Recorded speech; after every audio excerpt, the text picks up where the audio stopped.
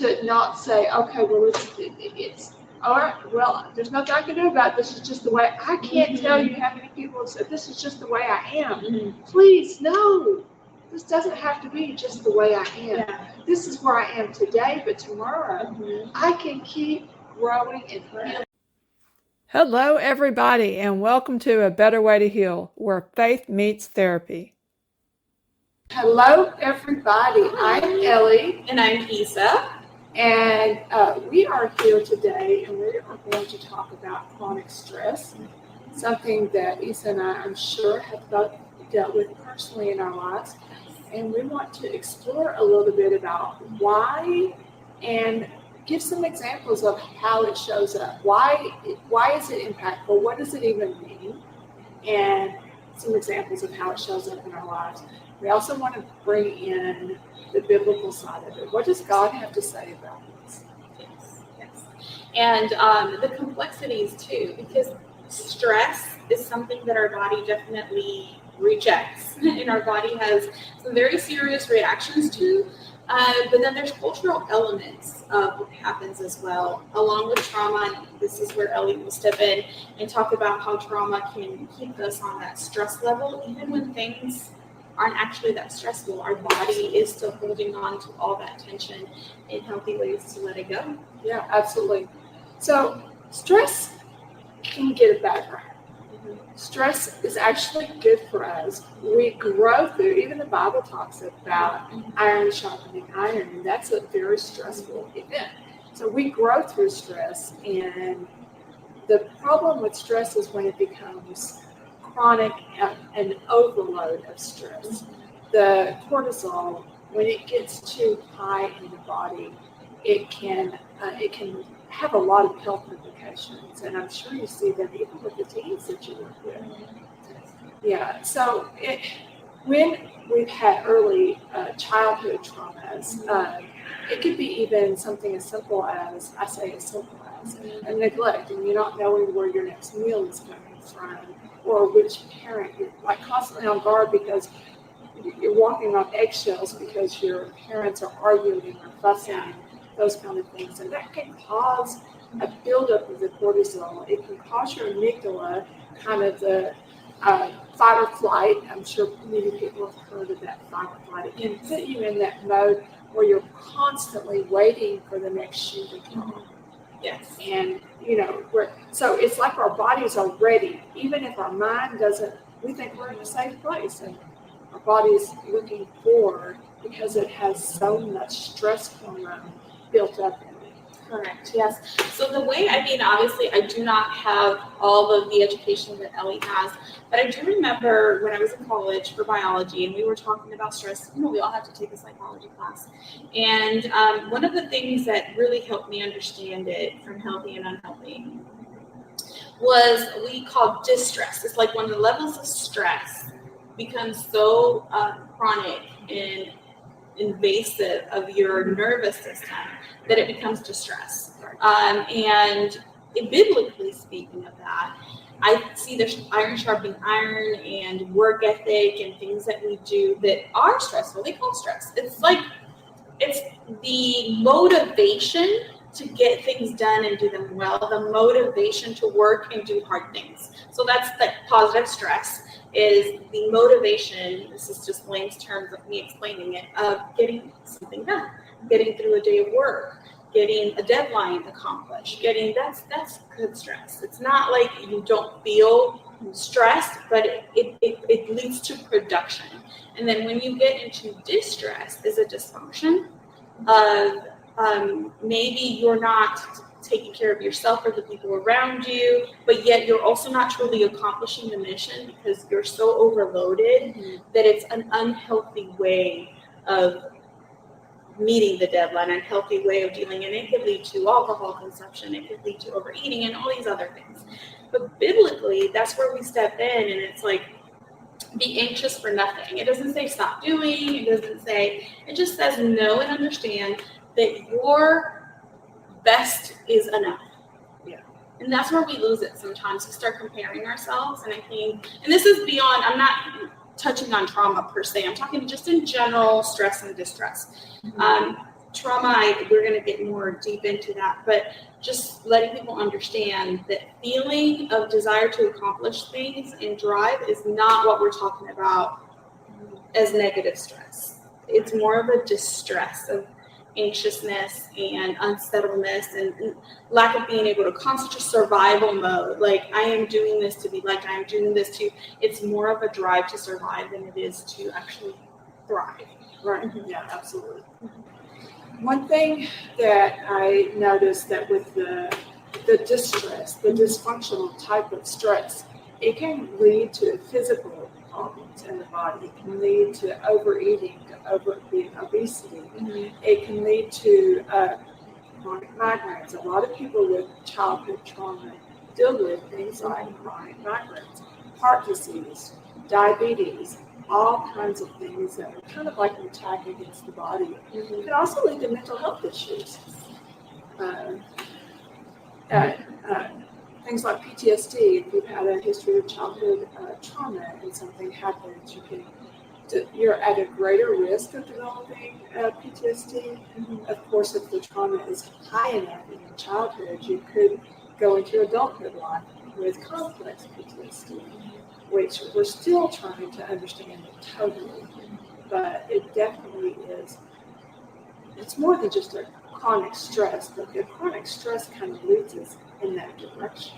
Into potential chronic illnesses and a state of mind which is not operating in a place of creativity, in a place of peace. It's operating in a defense and protective mechanism. Right. So I know for me personally, my personal experience with it is I notice automatically the effects of cortisol levels in my body.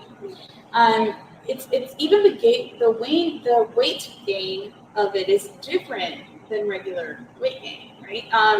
Because I was in the military, and so were you. My body has changed a lot before and after, and I know what being fit looks like, and I know what gaining a little bit of weight from pregnancy looks like, and I know what stress weight gain looks like. Absolutely. I've been able to identify that by allowing myself to be aware. And when I first noticed that, I looked it up, and cortisol weight gain is very particular in women. In the abdominal area and certain areas, because the body is essentially preparing for bad times. Right, absolutely. The body is just in protection mode and is saying, okay, I don't know how productive she's going to be in the hunting and the taking care of herself, so I'm going to store all these fats and all these vitamins and all these things in weird places so that it takes longer for them to use and leave the body, and they sustain her longer. So God created our body with such a beautiful design, but He never intended us to be in a place where that was our mode. Right. It's one thing, we go through periods in our life, and we can go through a stressful financial situation at work or something like that, and it can cause an overload of stress that's kind of time limited. It has a beginning, it has a middle, it has an end. But when we're talking about the chronic stress that often happens out of childhood traumas, and the childhood traumas that we're talking about again is the neglect, hunger, not having a safe environment as you're growing up, and or abuses and those kind of things. But that kind of chronic stress, there's no real kind of identified beginning, middle, and end. Yeah. And for me, when I started getting healing, I had a migraine every single day for my entire age 16 and 17. And that was the beginning. I was in and out of bad relationships. I had so many bad relationships. I struggled as a young mom. It just seemed like everybody else had a problem. And interpersonal relationships. And I was sick all the time. All the time I was sick. And it wasn't until I was in a stable relationship for a while. How my husband and I lasted those first 5 to 10 years is beyond me. I don't know. He must be a saint. But it took that long for my system And the system is the internal workings. The body keeps the score when we've been through traumatic things. So the amygdala has to know that you're safe. Yeah. And there are still times that it doesn't feel too safe, and I don't even know why. But it takes a long time for that childhood traumas that we've been through to kind of settle down to where the stress load isn't, where it is decreased. Yeah. Yes, correct. And when you think about it, you say, I don't know why it takes so long. There are certain things that happen in our childhood that happened through a long period of time, like you said, and our body doesn't know anything other than that. Yeah. Like our body and our mind didn't know anything other than that until. Right. And if you think about how resilient you actually truly are, because if you compare your first 16, 20, 30 years of your life versus the last 15, 20, your body is resilient. It actually recovered from many things that were chronic in your life.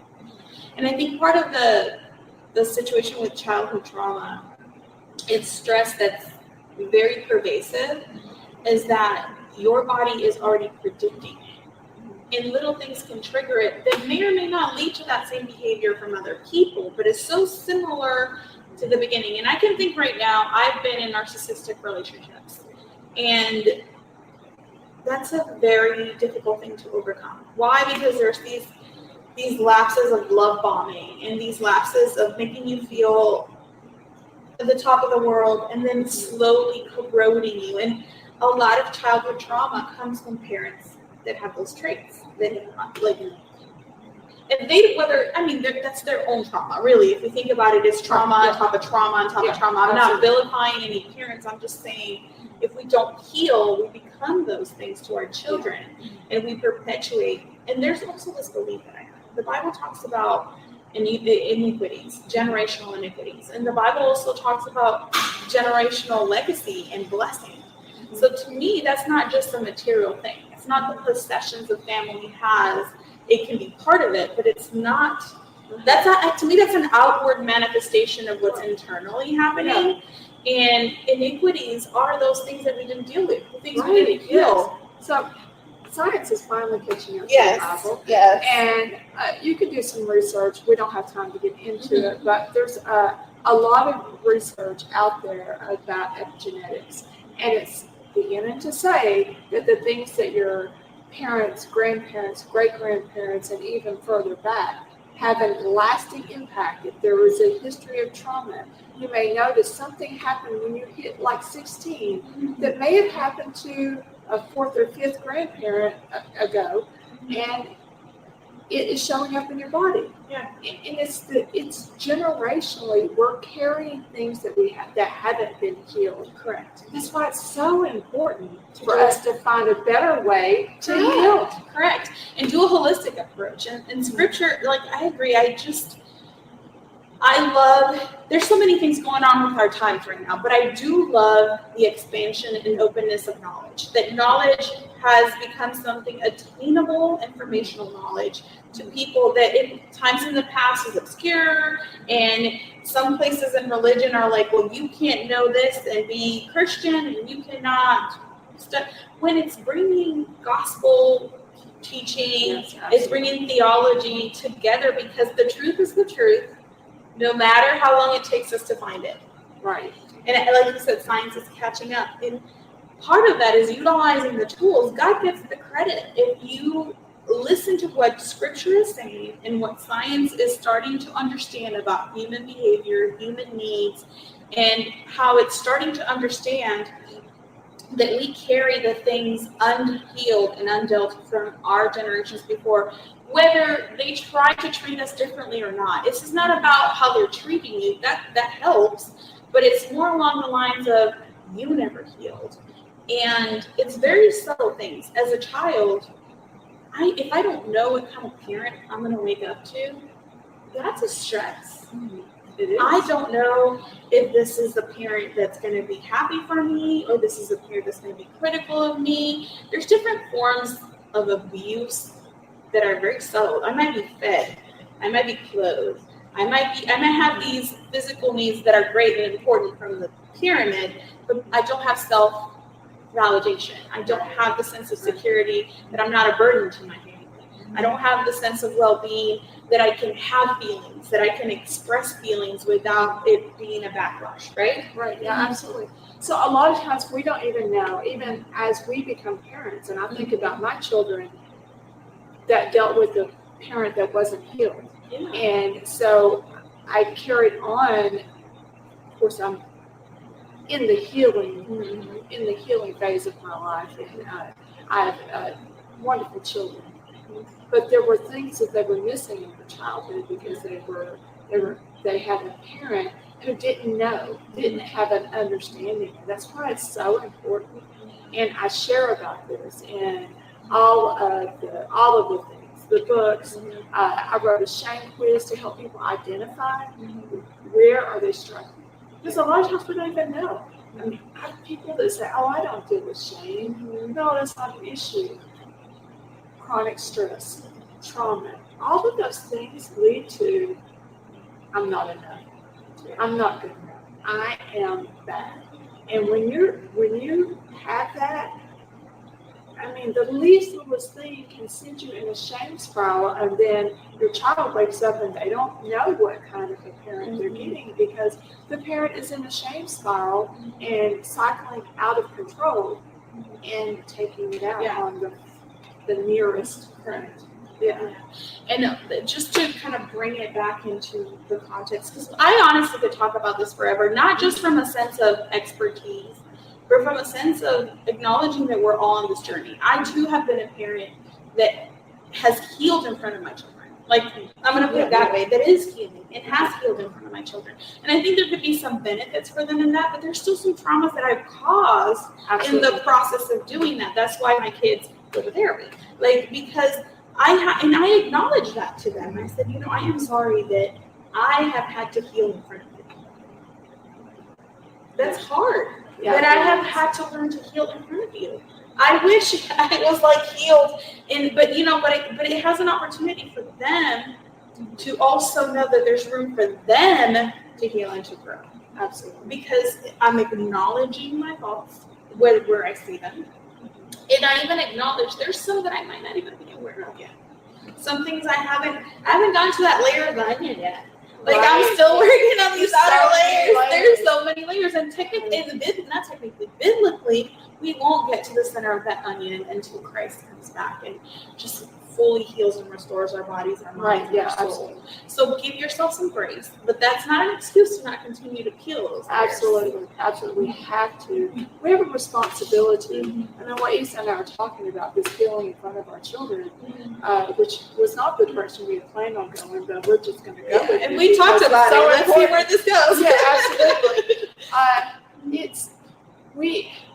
We have a responsibility to the next generation to not say, okay, well, it's all right, well, there's nothing I can do about it. This is just the way. I can't tell you how many people have said, this is just the way I am. Please, no. This doesn't have to be just the way I am. Yeah. This is where I am today, but tomorrow I can keep growing and healing. I don't have to stay stuck. And that's the whole reason why we do this. I don't, even being a Christian doesn't make me healed. Being a non-Christian doesn't make me healed. None of that. It doesn't make me healed. I have to walk out the journey one step at a time. Even though I'm not going to get to the full revelation until Christ comes back and we're totally healed. I'm so much further than I was 10 years ago. And it's less bleeding that we're inflicting on other people, less trauma we're piling on other people. And in a way, as we heal, we're healing, we're setting up the generations after us for success. That's how you have to see it. I might not complete the temple. This is David's biblical perspective. But I have gathered all the tools, the resources necessary, the knowledge necessary to pass it down to my son, who then will complete the temple. Right. And I just recently, as I was listening to you, I'm like trying to remember the title of what I just watched, but I don't remember. I'll say the line. it was a dynamic of father-son relationships where the father had some issues and some trauma that he inflicted on his child. But then in a conversation we were having as adults, it says, I had this happen to me, and I was thinking I was doing something good for you, but I think I did a little bit better. Maybe now you will do a little bit better. And then in the process of that, he was remembering that because he was having an interaction with their child, with the child, and seeing how he handled that situation better than his father handled that situation. Yeah. It was beautiful. It gave me Yeah. goosebumps. And I cannot remember the title of what I was watching, but that's the element that we're trying to convey. Yeah, and we remember what it is. I will, yes, please. I don't, and it's actually so crazy because I was meditating on it yesterday and I couldn't remember the name yesterday. But I liked the analogy of the father, he was an alcoholic, all these things, apologizing to the adult son and saying, but I did do my best. And, I did better than my dad. Yeah. And then he's like, hopefully you'll do better than me. And then he's in that crossroads with his child saying, I did better than mine, hopefully. Right. You'll do better. And that's healing. That's the process of healing. Yeah. I lost it today at the dinner table. Tomorrow, I'm not going to. Right. Tomorrow, I'm going to apologize. Tomorrow, I'm going to pull from the toolkit and ask for a time out. Yeah, absolutely.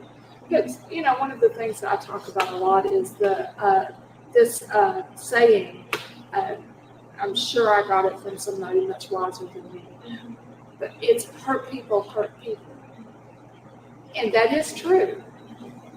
Free people also are free people. And that's really where we want to get. I am not all there. Isa is not all there. We're further than we were 10 years ago, which is why we do this, because we want to help the people coming behind us. If it helps just one person, it's worth it. Yeah, it's worth healing for yourself, and it's worth healing so that the people around you and the people after you have a higher starting point. It's like we started at a certain level of healing, but if we can have the next generation heal on top of us, that heals a lot of our growth. So biblically, there are a lot of instances that talk about that. That's why he had a remnant of people. There was a reason he was building a legacy through those people. And generation after generation, there was certain things that were done so that Christ could be born. And then when Christ was born, that's the other part of the legacy. Our lives can mimic that. Our lives are a representation of, I'm walking in the wilderness, lost, knowing there's a promise, but not knowing how to get there, making mistakes along the way, but allowing myself to grow through that and reach the promised land. But then when I get to the promised land, there's giants. Our journey is like that. I was like, oh, good. I didn't lose it this time. Or I'm so much better at handling this, but something else reared its ugly head, I know. Yeah. But there's victory in, you know what? Let me roll up my sleeves and let's go to work. Yes. So there's a never-ending plethora of little mess-ups. And one of the things that encourages me is that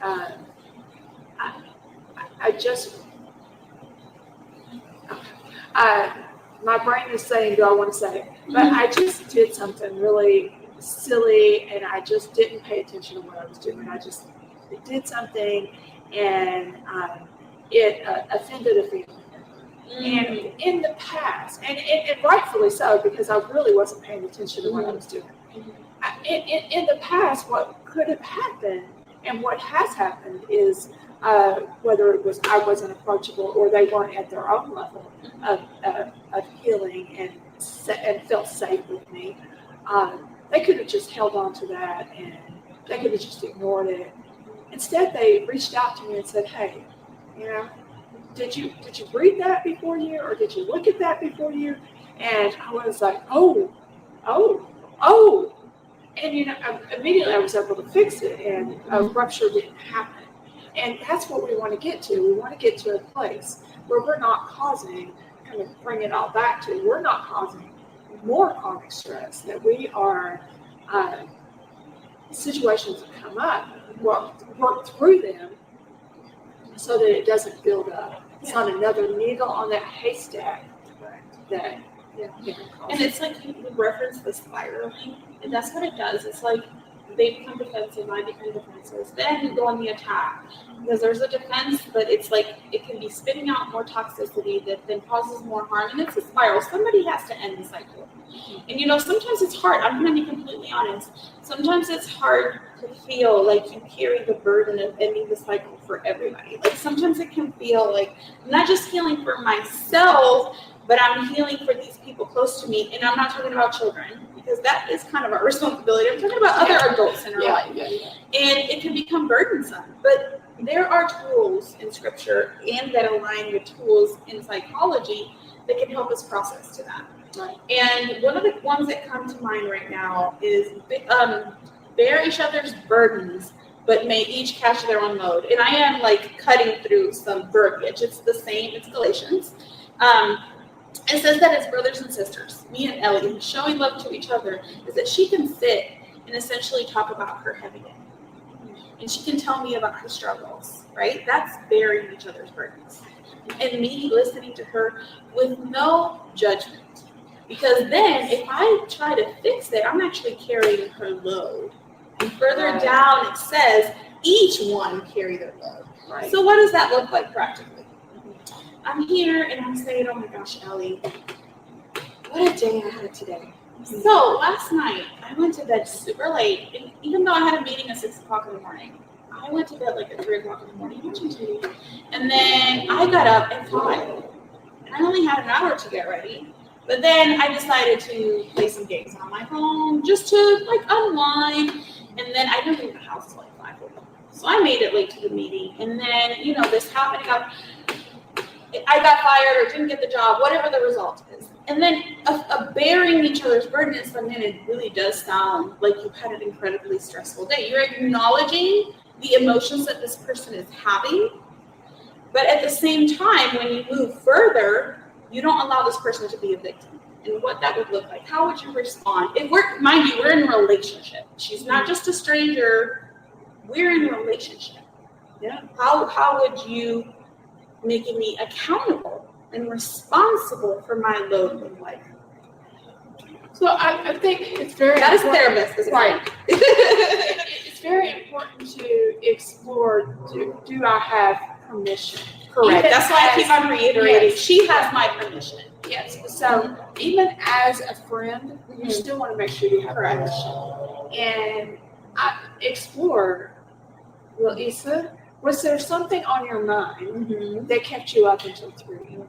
And really exploring that. Yes. What's that need that maybe, what need is it that are you so stressed out you can't get your mind to slow down? Right. And how could you kind of maybe start laying some of that stuff down earlier in the day? And so we say as a therapist versus a friend, sometimes you don't even know how to separate the two. But as a friend, I would say maybe call a friend at night, explore, or maybe journal a little bit at night and try to get to bed a little earlier so that you can show up and be your best at this meeting or in your workplace so that you're not carrying this weight of rolling it down the hill, because it's almost like I'm kicking the can. Right now, I'm only focusing on right now. Well, how do those actions, how are they impacting your day? Correct. The way that I see it too, so if I were me talking to me and I am in a deep relationship with this person, and I know we have an iron sharpens iron type of relationship, we can have tough conversations together without hurting each other. I agree. I would want to address why were you up? And depending on that conversation, what else that person needs to share, then I would have biblical, therapeutic, and sound advice. Like, instead of validating something that can be toxic in friendships sometimes, vilifying the offense. Because even though I was late, disrespected their time. Sometimes we tend to be these like cheerleaders of toxic behavior, and that's not healthy. I think letting other people carry their load is accountability. Oh, absolutely. And if you're not in a relationship, just be like, oh, sorry to hear that.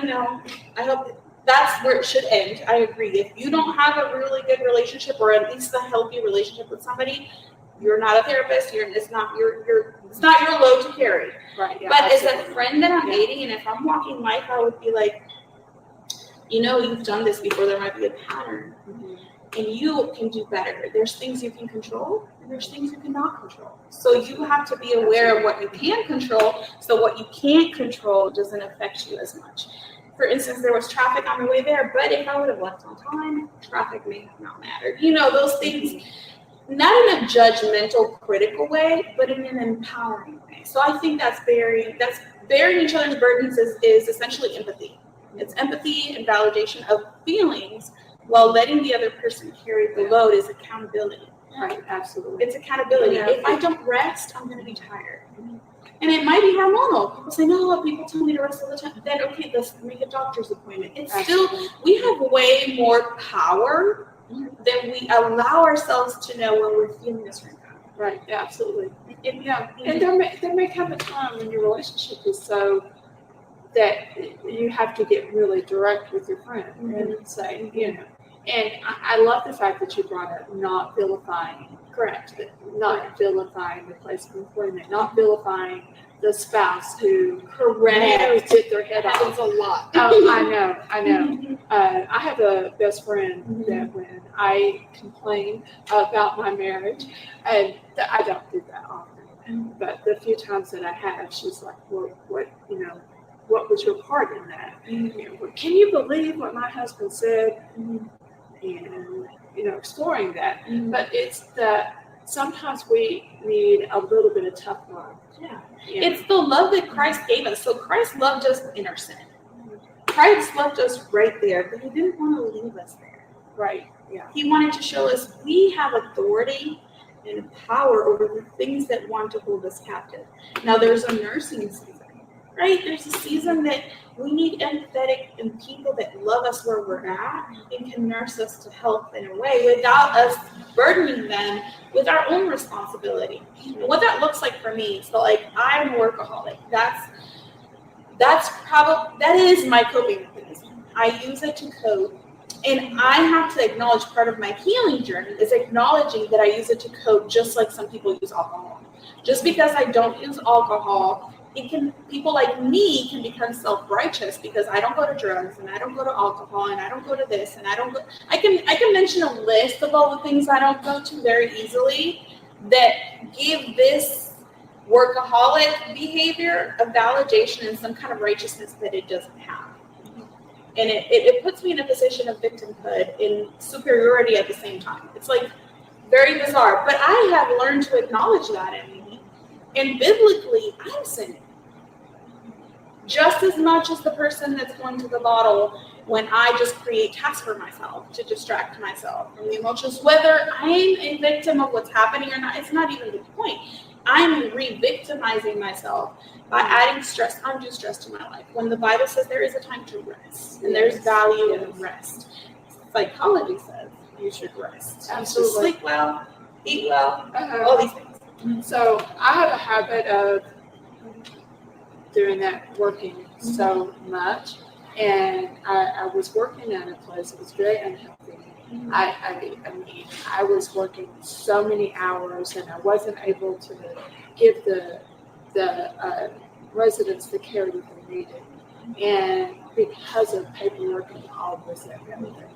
And I get out of that position, and then I start working like overdrive in like a private practice setting. And my supervisor at the time looked at me and said, "You sound like you're my old employer, and are you going to be a better employer than that?"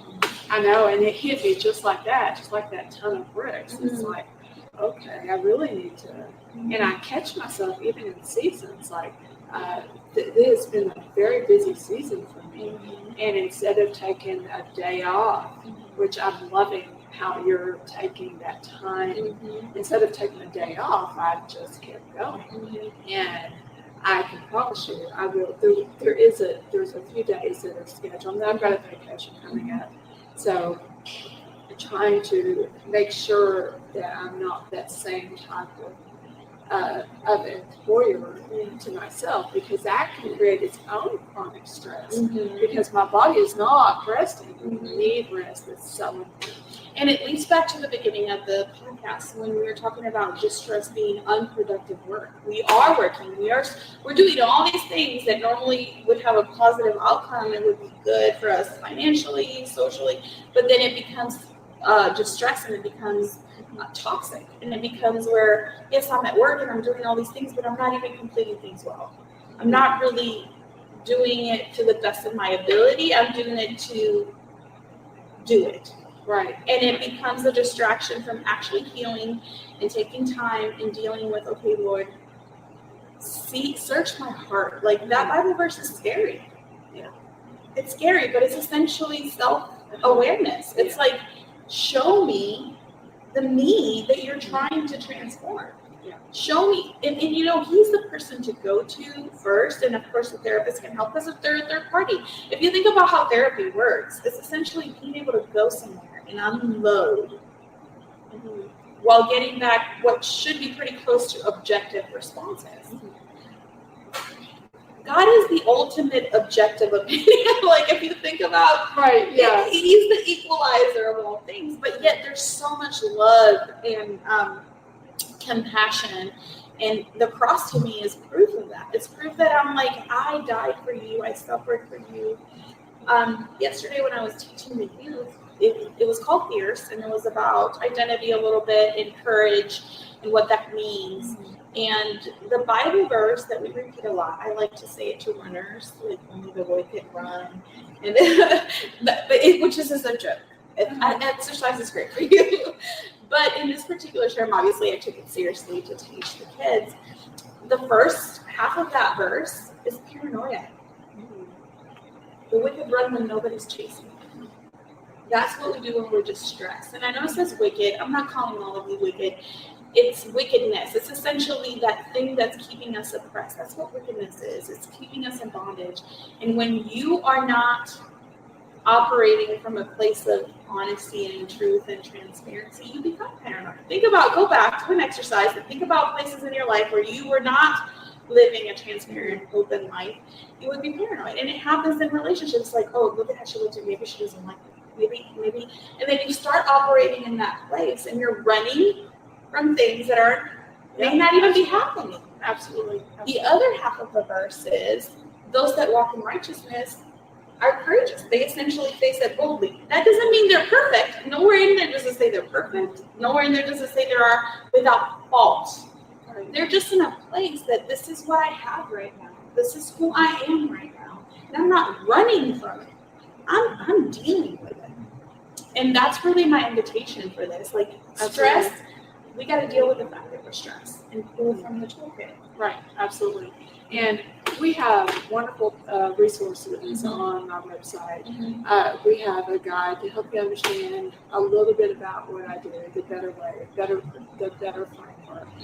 We have a shame quiz that can help you identify the areas, because if I can identify the very first thing in a better framework, which is the better way, is beginning to notice, developing a sense of awareness. Where am I dealing with chronic stress? Where am I dealing with shame?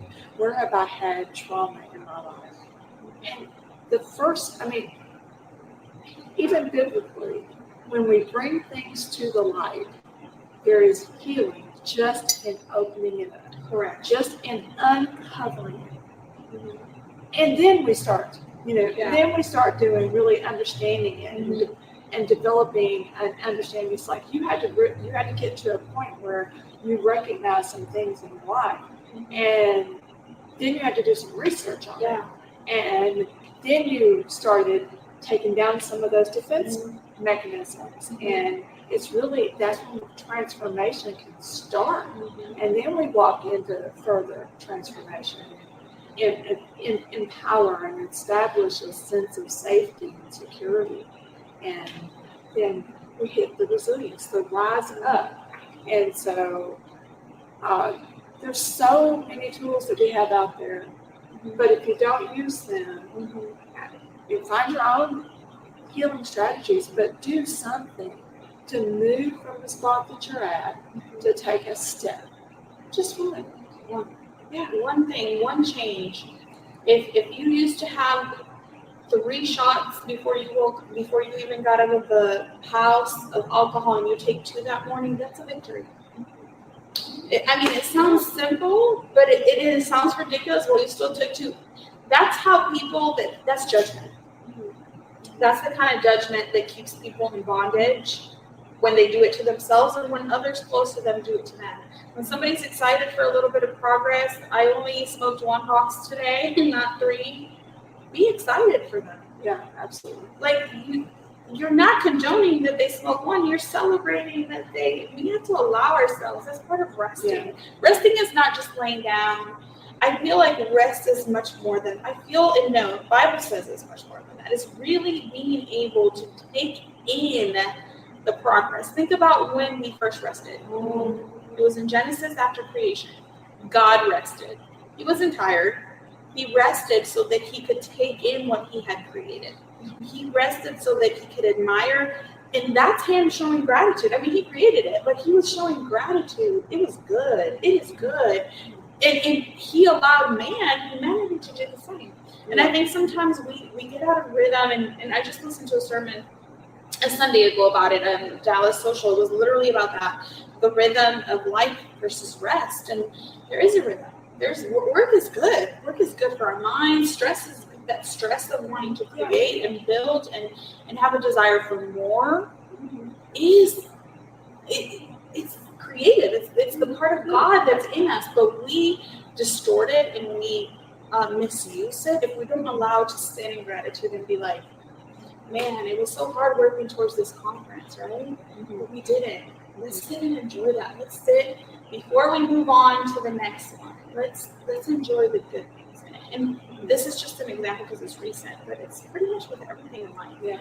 Instead of sitting there and assessing, there will be a time to assess what to improve, but also take equal amount of time, if not more amount of time, to enjoy what was good. Yeah. And call it good. Yes. And retrain our brain to see the good in everything, because that will attract more good. It's like meditating on what is good. This may have not worked that way, but I'm going to enjoy that this did. Right. And then it gives your body like that cortisol levels, like, in here there are some good moments. Maybe I don't have to protect the body this way that much, Yeah, absolutely. Well, Isa, I think this has been a great conversation today. Yes. I'm so glad that we were able to carve this time out. It's so important. Yeah. Thank you for watching, for listening. I want to invite you to check out all of the things that Isa and I are doing. We're always doing stuff, but we do them to, help the community. I love what Isa does with the youth in our community, and I just, again, thank you for watching. Like, subscribe, do all the things. And share. Yes, This might help somebody. And we're all growing. This is not from a place of I've arrived. This is from a place I'm on a journey. And I have had some tools that I've collected throughout this journey that you're welcome to share with me. Yeah, absolutely. Well, thank you for watching. All right. Thank you. Bye-bye. Bye. Thank you for watching us. We really appreciate you being here. If you enjoyed the episode, like, subscribe, share with a friend, and join us next time. Thank you. Bye-bye.